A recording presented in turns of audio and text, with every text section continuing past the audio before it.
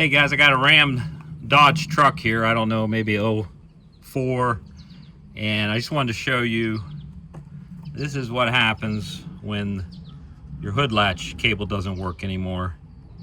That little plastic piece breaks off. I'm just going to use a 6-inch Phillips, and when you come in down here on the bottom, of course you'll be doing this through your grill, which I've done many times now.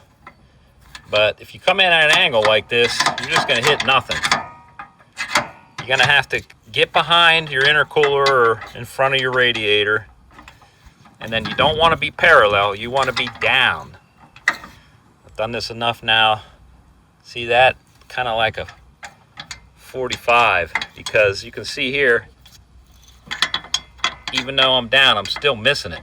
So you got to go, look at that, like that. That much of an angle, and now you can see I'm hitting it. So take a look at that. You're down there around, let's see, 6, 7, like maybe 7 o'clock, and then you're gonna have no problem hitting that thing. But I've spent an hour screwing around with this. Been too lazy to fix this cable, so now what I'm gonna do, because I got to take a road trip, I'm going to hook a piece of baling wire to that.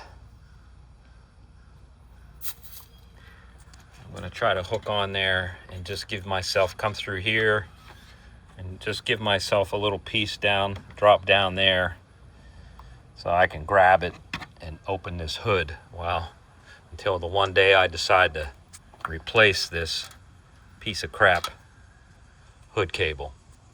All right, there you go. I just hooked a piece of baling wire, twisted it right there. Tie wrap it up to the old cable, bring it around, drop it down, and I'll just be able to pull it right there and get this hood open until I fix it.